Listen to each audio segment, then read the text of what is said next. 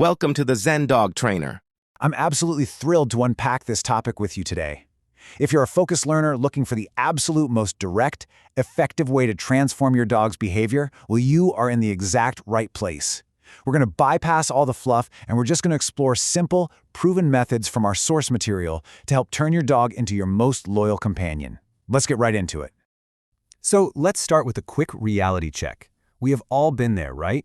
You know the frustration of an unruly dog. The jumping, the pulling, literally just ignoring you when you call. It is exhausting. But imagine a dog that listens instantly, sits on command, and stays completely calm without you ever having to raise your voice or resort to punishment. Sounds like an impossible dream, I know, but it's actually entirely possible. And today, we're going to uncover exactly how you get there. Okay, let's dive into this. Here is the exact transformation arc we're going to follow today. 1. How dogs think. 2. Basic commands. 3. Solving behaviors. 4. The power of routine. And 5. Avoiding mistakes. Kicking things off with Section 1. How dogs actually think. Before we even attempt a single command, we absolutely have to establish the foundational rule of canine communication. See, there's this massive disconnect between how we communicate and how our dogs actually perceive us. As humans, we constantly change our words, our phrasing, and our tone. We might say sit down, and then I said sit. But dogs, they don't understand human language. Instead, they rely purely on your tone, your physical signals, and repetition. If you keep changing your vocabulary, your dog is literally just going to get incredibly confused. The key takeaway here is that we absolutely must use short, clear commands and deliver them in a consistent tone every single time. That brings us right to Section 2, mastering 3 basic commands. Now that we know how they think, let's get into the actionable core commands, starting with the quickest win for literally any beginner. The sit command. Okay, let's walk through this step by step.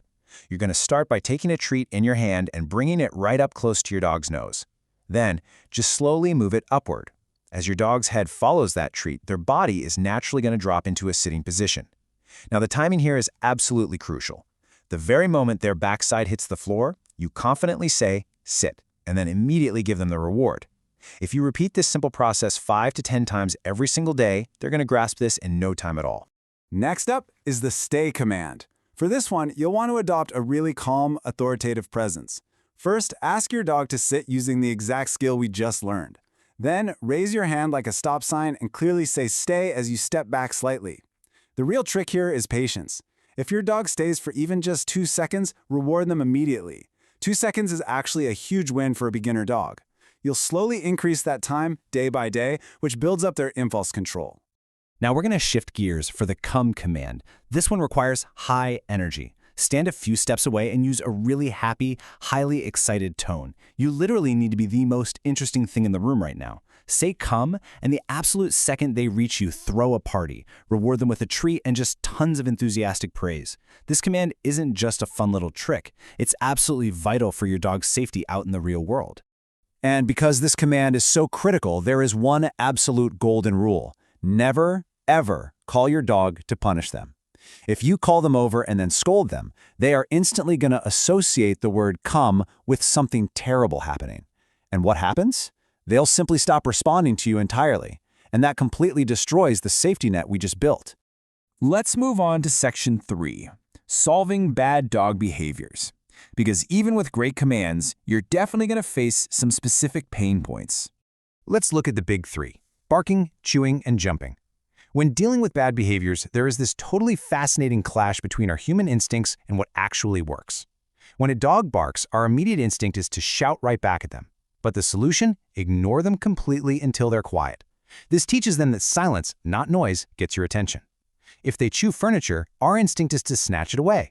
Instead, you want to redirect them by replacing it with a chew toy, so they learn what's actually allowed. And jumping? Pushing them off for yelling still gives them attention. The real solution is to ignore the jumping entirely and only engage when they are perfectly calm. Remember this, dogs will always repeat whatever gets them attention. Which brings us to the long-term maintenance phase. Section 4, the power of routine. The big secret here is that dogs learn exponentially faster when they operate on a fixed schedule. Here is a really ideal daily timeline to aim for. First, feed them at the exact same time every single day. Dogs thrive on predictability, and doing this sets their biological clock. Next, Make sure you dedicate 20 to 30 minutes to walking your dog. A tired dog is a good dog, and burning off that physical energy prevents behavioral issues before they even start. Finally, lock in short, dedicated training sessions of just 10 to 15 minutes daily. Actually, let's pause on this number for a second. 15. That is the absolute maximum number of minutes you should spend on a single daily training session. Why? Well, because going longer doesn't actually make your dog learn faster. It literally just creates bored, frustrated dogs who stop paying attention. Keep it short, keep it sharp, and always end on a positive note. Now let's move to the final phase and see how this all builds into protecting that hard work you've just done. Section 5, avoiding common training mistakes. To protect the bond you are building, there are 3 massive pitfalls you absolutely have to avoid.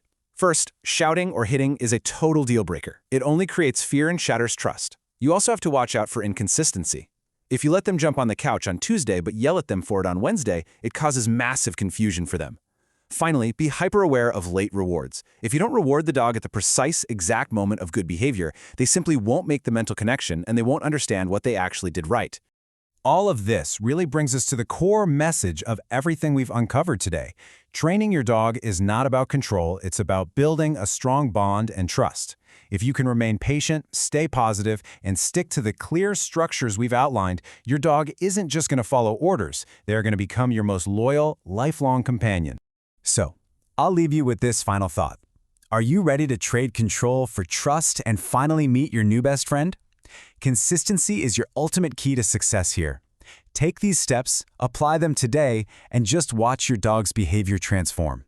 Thank you so much for joining me in this explainer. Keep up the great work, and I'll catch you next time.